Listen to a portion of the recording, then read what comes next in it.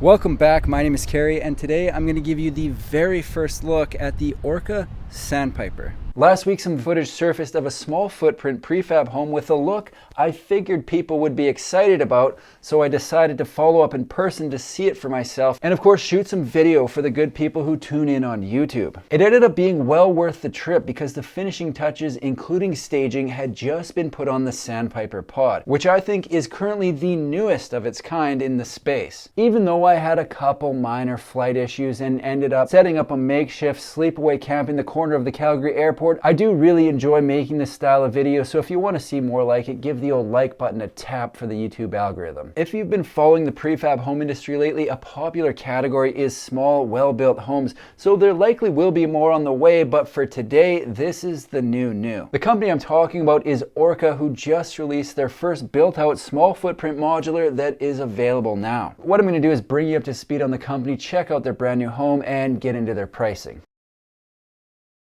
Orca LGS is a company building modular homes on the West Coast with some head-turning exteriors. I've only been following what they're up to for about 3 or 4 months now, but tell you what, they've got some great designs and a lot going on that could shake things up in the space. They describe themselves as a dynamic global construction company disrupting traditional thinking and challenging inefficiencies in the industry. Okay. We're listening. They're doing that with a line of prefab homes ranging in size from 375 up to over 1,400 square feet. When I first heard about Orca, I thought they were a startup, but turns out they've been around for years building with light gauge steel and just expanded into the prefab space to, as mentioned in their bio, disrupt traditional thinking and challenge inefficiencies. They've got a unique decentralized or pop-up factory model that they say outperforms both traditional methods and centralized factories across all key performance categories, from cost controls to performance timelines. I just did a full video on their process a couple days ago, so I'm not going to bore the regulars with a full-on repeat, but the SparkNotes version is they pop up factories and form light gauge steel frames, then either build out complete homes directly on foundation at the pop-up site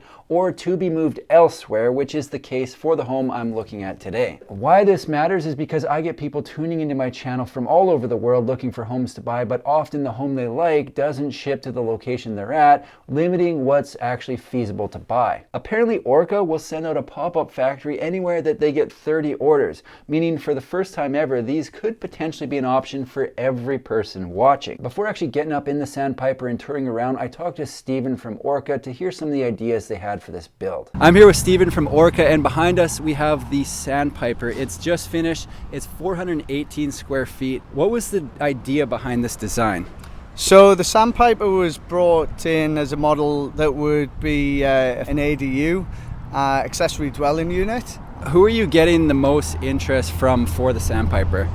It's quite varied. I mean, a lot of people who either have existing property who want to add an accessory dwelling unit onto their land for either family members, that additional living space, or people who are looking at land, who bought land and who want a full turnkey finished product onto that property with the issues of skills, labor, material costs.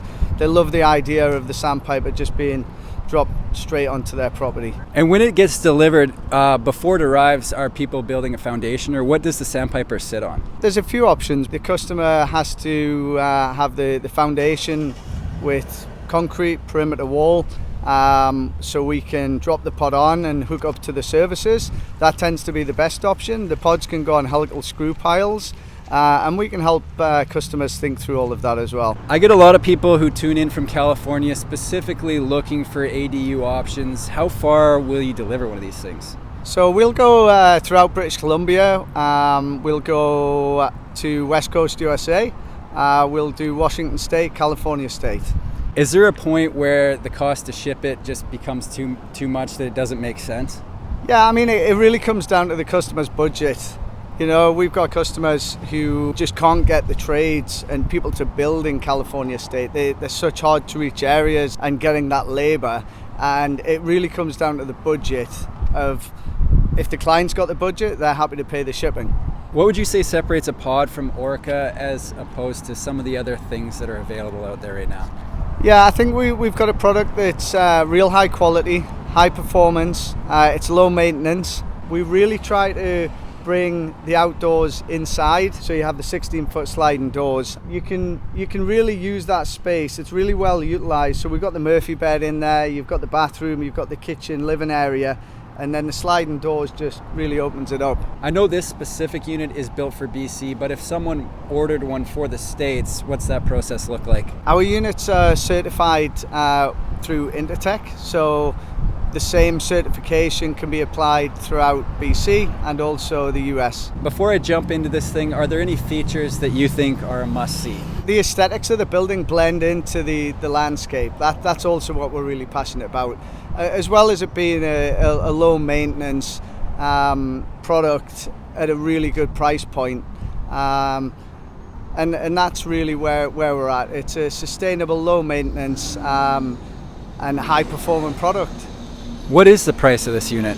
The Sandpiper is $198, our base model, and then we have loads of cool upgrades if you want to add on to that. But as a base model at $198, it comes with real high spec finishes. Sounds good. Let's check it out. Officially on their website, the Sandpiper is described as a compact and efficient home design perfect for those who crave a well-designed living space. Boasting 418 square feet of open concept goodness, this home offers a comfy and practical layout featuring an open kitchen and living area plus a large bathroom. The attention to detail and the use of quality, sustainable, and healthy materials create a stylish and relaxed ambiance. Yada yada yada, you get the drift. The sub 500 square foot prefab home space has been getting a lot of attention lately, and there are quite a few new options hitting the market. It's well known and documented on the channel that I am a fan of modern exteriors, and the Sandpiper has the look going on. Simple as that. What they've done here on their first official pod built to be moved is a dark steel siding with a light wood accent, and I think the look slaps. I do. A couple key features on the front of this home stood out to me. Number one,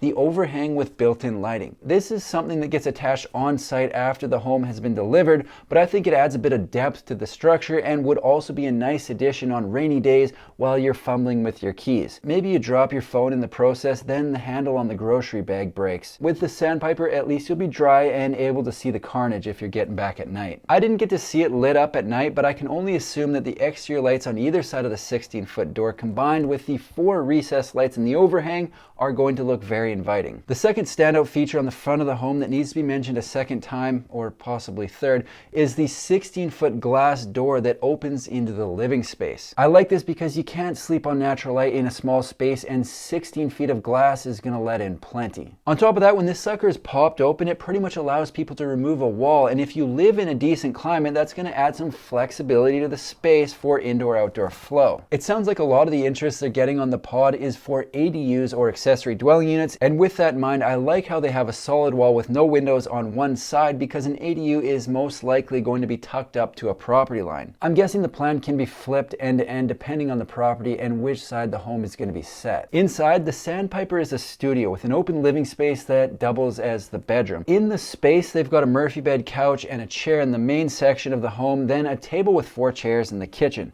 The kitchen consists of a wall of upper and lower cabinets with soft close hinges, a fridge, stove, microwave, dishwasher, and of course a sink. They've almost replicated the exterior colors with the kitchen cabinets. They've got dark lowers with light upper cabinets, which makes a connection from outside in. Not sure if that was on purpose, but probably was. On top of that, they've got a white countertop and backsplash to round out the look. Heading the other direction, they've got built-in shelving on the wall shared with the bathroom. A perfect place to display my 4th and 5th place ribbons collected during my days as an athlete. The final space in the home is the bathroom, which has a tile shower, more storage, a toilet, sink, and vanity that has ambient lighting. Seriously, check this out. Looks like it's floating, but it is attached. I like how this is a full-size bathroom instead of trying to cram everything into a corner. Out of everything going on in the space, a couple of my favorite things are the open floor plan and the decor. I like how they've tied the whole thing together with a similar look inside and out between flooring, siding, and cabinets. One of the goals with this build was the ability to seamlessly transition from interior to exterior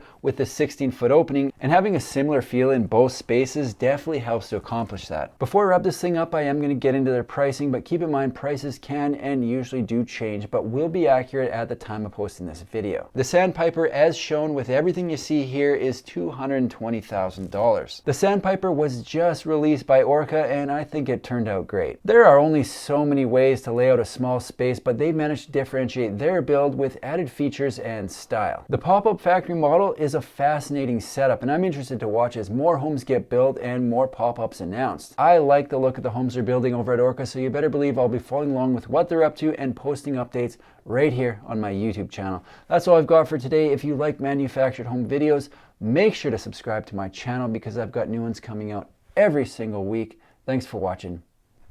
See you in the next one.